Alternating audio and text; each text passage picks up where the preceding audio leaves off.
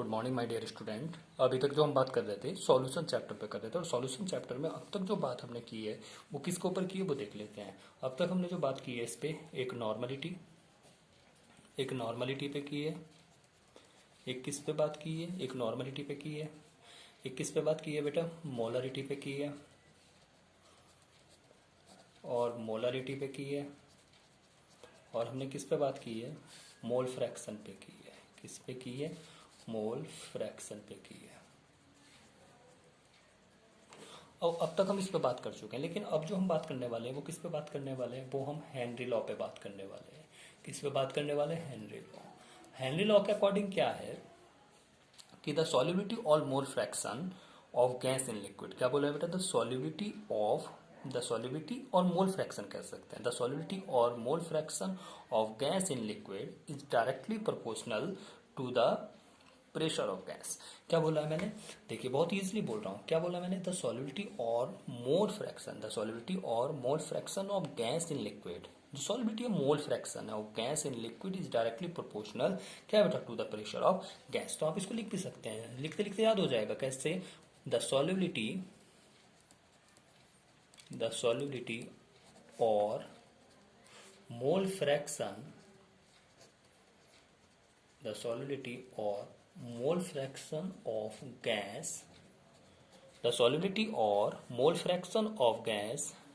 in liquid क्या है बेटा, is directly proportional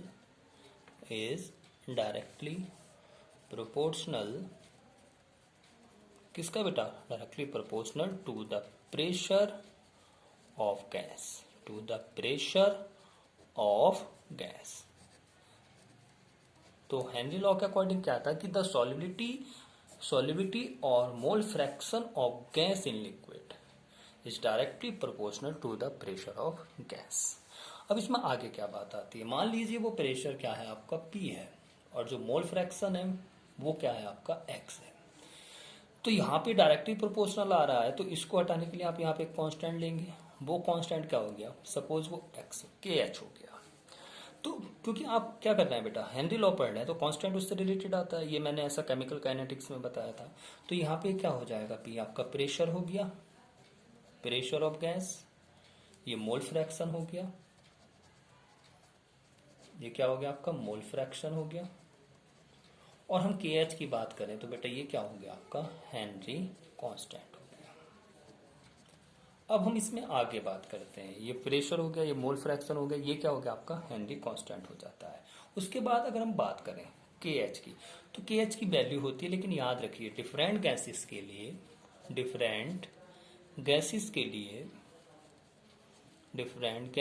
लिए जो बेटा KH की वैल्यू होती है वो भी कैसी होती है, वो भी डिफरेंट होती है। ये बात आपको याद रखनी है, ये बात आपको क्या याद रखनी है कि डिफरेंट गैसेस के लिए जो KH की वैल्यू होती है वो भी कैसी होती है बेटा, आपकी डिफरेंट होती है।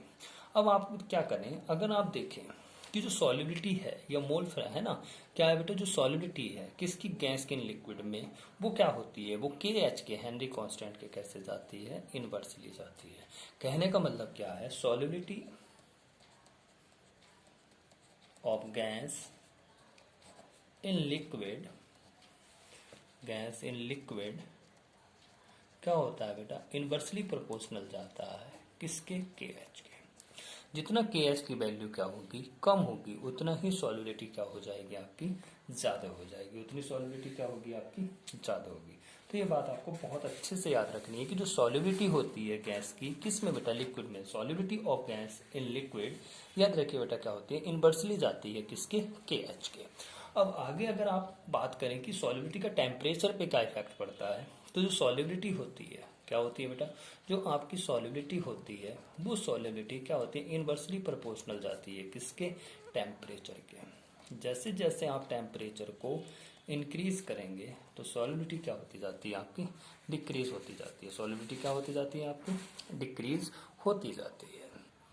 तो ये बात याद रखनी है कि जो गैसेस की सॉल्युबिलिटी होती है, जो गैसेस की क्या होती है, सॉल्युबिलिटी होती है बेटा, वो टेम्परेचर के साथ साथ क्या होती है, इनवर्सली जाती है। कैसी जाती है, इनवर्सली जाती है। अगर आप इसके बात करते हैं, किसकी बात करते हैं बेटा, अगर आप इसकी बात करते हैं कि आप इसको किस तरह से इसको रिप्रेजेंट कर सकते हैं, तो इसको रिप्रेजेंट करना बहुत आसान होता है। इसको आप एक ग्राफ के थ्रू कैसे रिप्रेजेंट कर सकते हैं, ये भी बहुत ईजी है।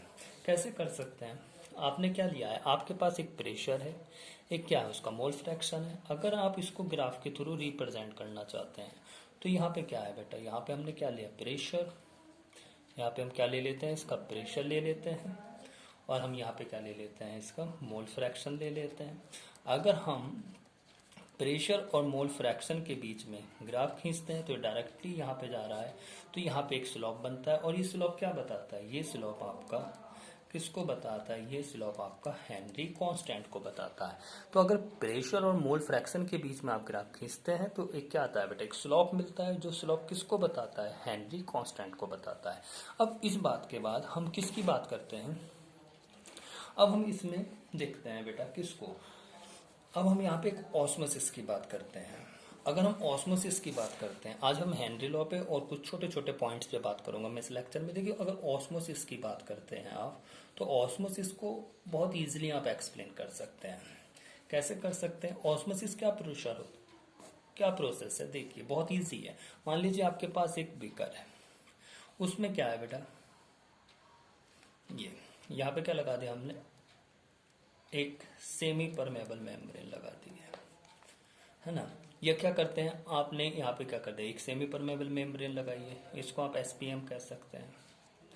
तो सेमी परमेबल मेम्ब्रेन क्या होती है, इसको मैं एक मिनट के लिए रोक देता हूँ, और इस सेमी परमेबल मेम्ब्रेन को मैं अभी आपके सामने एक्सप्लेन करूंगा। देखिए क्या होता है, ऑस्मोसिस वो प्रोसेस है, देखिए इजीली मैं आपको बता देता हूँ। देखिए इससे भी इजी एक प्रोसेस मैं आपको बता देता हूँ। ऑस्मोसिस क्या प्रोसेस होता है, ऑस्मोसिस प्रोसेस वो प्रोसेस है बेटा, एक ऐसा प्रोसेस होता है जिसमें जो फ्लो चलता है सॉल्यूशन का, लोअर कंसंट्रेशन से क्या चलता है, हायर कंसंट्रेशन। इजिली एक्सप्लेन कर देता हूँ जिससे आपको जल्दी याद हो जाए, जल्दी आप इसको समझ लें कैसे। ऑस्मोसिस क्या प्रोसेस है, ऑस्मोसिस एक ऐसा प्रोसेस है जिसमें सॉल्यूशंस का जो फ्लो होता है वो हमेशा कहाँ चलता है, लोअर टू हायर। मान लीजिए आपने ये लिया, एक फ्लास्क लिया, इसमें क्या है, लोअर कंसंट्रेशन है, लोअर कंसंट्रेशन है, इसमें क्या है, हायर कंसंट्रेशन है, इसमें क्या है, हायर कंसंट्रेशन है। तो जो सॉल्यूशन का जो फ्लो चलेगा वो किस ऐसे चलेगा, लोअर टू हायर। कैसे चलेगा, लोअर से हायर कंसंट्रेशन की तरफ को चलता है। तो ऑस्मोसिस कैसा प्रोसेस है, ऑस्मोसिस एक ऐसा प्रोसेस है जिसमें जो फ्लो होता है, जो पार्टिकल्स का फ्लो होता है वो कहाँ होता है, लोअर कंसंट्रेशन से किधर चलता है, हायर कंसंट्रेशन की तरफ चलता है। किसकी तरफ चलता है, हायर कंसंट्रेशन की तरफ चलता है। आप समझ रहे हैं ना। अब अगर मैं बात करता हूँ इसमें आगे, ये किसकी बात की आपने, ऑस्मोसिस की बात की। अगर ऑस्मोसिस के बाद हम बात करें किसकी, ऑस्मोसिस की बात की है। अगर ऑस्मोसिस के बाद हम बात करें, देखिए अभी यहाँ पे क्या एक पॉइंट आया था, यहाँ पे आपके सामने जो पॉइंट आया था वो किसके ऊपर आया था बेटा, वो एसपीएम के ऊपर आया था। किसके ऊपर आया था, एसपीएम। एसपीएम का मतलब क्या होता है, सेमी परमेबल मेम्ब्रेन। अगर सेमी परमेबल मेम्ब्रेन की बात करते हैं तो बहुत ईजी है। अब सेमी परमेबल मेम्ब्रेन क्या होती है, तो इसको बहुत ईजिली आप एक्सप्लेन कर सकते हैं। कैसे कर सकते हैं, देखिए बेटा मान लीजिए आपके पास ये है, और यहाँ पे आपने क्या करा, एक मेम्ब्रेन लगाई है, ये मेम्ब्रेन है आपके पास, ये क्या है, सेमी परमेबल मेम्ब्रेन है, एसपीएम है। क्या है बेटा आपके पास, एसपीएम है। मान लीजिए इस साइड इसमें क्या है, सॉल्यूशन में क्या होता है बेटा, सॉल्यूशन किस चीज का कंपोजिशन, सॉल्यूट सॉल्वेंट, पहले लेक्चर में बताया था। मान लीजिए यहाँ पे क्या है, सॉल्यूट है, और कौन है, सॉल्वेंट है। तो ये क्या करती है, सेमी परमेबल मेम्ब्रेन वो होती है बेटा जो क्या करती है, सिर्फ सॉल्वेंट के पार्टिकल्स को क्या होती है, क्या करती है, जाने देती है, उसको क्रॉस करने देती है। तो यहाँ पे आपके पास एक सॉल्यूशन है, सॉल्यूशन किसका कंपोजिशन होता है, मान लीजिए आपके पास सॉल्यूशन है, सॉल्यूशन में कौन होता है, सॉल्यूट सॉल्वेंट है। लेकिन अगर आपने एसपीएम लगा दिया है तो इस साइड में सिर्फ कौन जाएगा, ओनली सॉल्वेंट पार्टिकल जाएंगे। कौन जाएंगे, सॉल्वेंट पार्टिकल ही आपका इधर जाएगा। तो एसपीएम कौन होता है, एसपीएम का क्या फंक्शन है, एसपीएम क्या है, तो एसपीएम सेमी परमेबल एक मेम्ब्रेन है जो क्या करती है, किसी सॉल्यूशंस में से सिर्फ सॉल्वेंट के पार्टिकल को तो जाने देती है, लेकिन सॉल्यूट के पार्टिकल्स को नहीं जाने देती। तो सेमी परमेबल मेम्ब्रेन क्या होता है कि एक ऐसी मेम्ब्रेन, क्या है बेटा, एक ऐसी मेम्ब्रेन जो क्या करे, किसी सॉल्यूशन से सिर्फ सॉल्वेंट के पार्टिकल को तो जाने दे, लेकिन सॉल्यूट के पार्टिकल्स को नहीं जाने दे। तो ये एसपीएम का क्या फंक्शन होता है? अगर फंक्शन है तो फंक्शन क्या है बेटा कि एक सॉल्यूशन में से जो किसको जाने देती है, सिर्फ सॉल्वेंट पार्टिकल को जाने देती है और सॉल्यूट के पार्टिकल्स को नहीं जाने देती है। वो क्या है? सेमी परमेबल मेम्ब्रेन है। ऑस्मोसिस क्या होता है?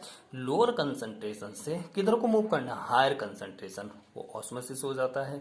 उससे पहले हेनरी लॉ पे बात की। हेनरी लॉ क्या है कि द सॉल्युबिलिटी और mole fraction of gas in liquid is directly proportional to the pressure of gas. तो ये 3 पॉइंट्स पे बात हुई है। अब आगे इसमें एक चीज और आती है जिसके ऊपर मैं बात करने वाला हूं, आइसोटोनिक सॉल्यूशन। आइसोटोनिक सॉल्यूशन, अगर आप आइसोटोनिक सॉल्यूशंस की बात करते हैं तो आइसोटोनिक सॉल्यूशंस क्या होता है? मान लीजिए आपके पास 2 सॉल्यूशंस हैं, एक ए है एक बी है, एक ए है एक बी है। मान लीजिए इसका भी सॉल्यूशन है, ए सॉल्यूशन है, ये क्या है बेटा? ये ए सॉल्यूशन है और ये कैसा सॉल्यूशन है? ये बी सॉल्यूशन है। अगर सेम टेम्परेचर पे, कैसे टेम्परेचर पे? सेम टेम्परेचर पे, सेम टेम्परेचर पे अगर इनका क्या हो बेटा? ऑस्मेटिक प्रेशर भी कैसा हो? सेम हो। सेम टेम्परेचर पे अगर आपके पास ऑस्मेटिक प्रेशर भी कैसा आ रहा है? सेम आ रहा है, तो वो क्या होगा? आपका आइसोटोनिक सॉल्यूशन हो जाएगा। तो आइसोटोनिक सॉल्यूशन आप किसे कहेंगे?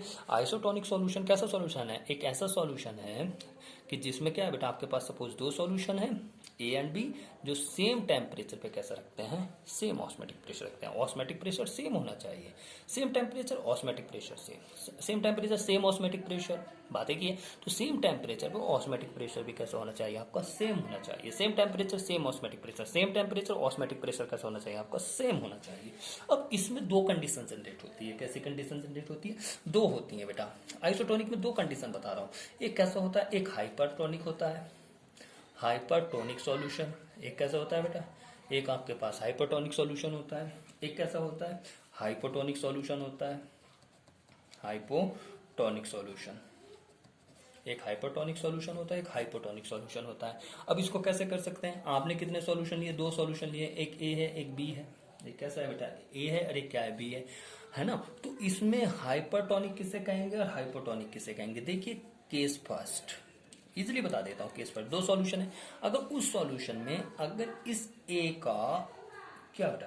अगर इस ए का ऑस्मेटिक प्रेशर बी से ज्यादा है, अगर इस ए का इस बी से ऑस्मेटिक प्रेशर ज्यादा है, तो ये कैसा काम करेगा? आपका हाइपरटोनिक सॉल्यूशन। कैसा काम करेगा? Hypertonic solution. अगर उसी सॉल्यूशन में अगर बी का ज्यादा है, ए का कम है, कहने का मतलब क्या है कि अगर आपके पास सॉल्यूशन है जिसमें आपके पास एक बीकर है या फ्लास्क है, जिसमें आपने क्या लिया बेटा? 2 सॉल्यूशन, एक ए है एक बी है। अगर कैसा है बेटा? अगर ए का ऑस्मेटिक प्रेशर बी से क्या होता है? ज्यादा होता है, तो हाइपरटोनिक होता है। अगर ए का कम है, बी का ज्यादा हो जाता है, तो उसको हम क्या कह देते हैं? हाइपोटोनिक सॉल्यूशन कहते हैं। क्या कहते हैं बेटा? Hypotonic solution. तो इसमें अभी तक मैंने आपसे जो बात की है वो किसके ऊपर बात की है? हेनरी लॉ के ऊपर बात की है। और उससे आगे किसमें? ऑस्मोसिस, फिर एसपीएम, फिर आइसोटोनिक सॉल्यूशन। आइसोटोनिक सॉल्यूशन के 2 टाइप होता है, हाइपरटोनिक सॉल्यूशन, हाइपोटोनिक सॉल्यूशन। आगे जो हम बात करने वाले हैं नेक्स्ट लेक्चर में वो बहुत इंपॉर्टेंट है, राउट्स लॉ। एक बात मैं अभी भी कह रहा हूँ आपको, हेनरी लॉ, राउट्स लॉ से क्या होता है बेटा? एक क्वेश्चन जरूर आता है, 100% श्योर है। तो ये क्या है बेटा? हेनरी लॉ पे मैंने अभी बात की आप लोगों से, बहुत बहुत इंपॉर्टेंट है। आगे जो मेरा नेक्स्ट लेक्चर उसमें जो मैं बात करने वाला हूँ राउट्स लॉ के ऊपर करने वाला हूँ। मैं अभी भी कह रहा हूँ सॉल्यूशन चैप्टर से सबसे ज़्यादा इंपॉर्टेंट क्या है आपका? फिर से बोल रहा हूँ, सिर्फ 2 पॉइंट सबसे ज़्यादा इंपॉर्टेंट है। थ्योरेटिकल में अगर आप बात करें जो सबसे ज़्यादा इंपॉर्टेंट है, एक आपका हेनरी लॉ है और सेकंड क्या आपका राउट्स लॉ है। तो जो मैं अपने नेक्स्ट लेक्चर में आपसे बात करने वाला हूँ वो किसके ऊपर करने वाला हूँ? राउट्स लॉ के ऊपर बात करने वाला हूँ। ठीक है बेटा, ओके, थैंक यू।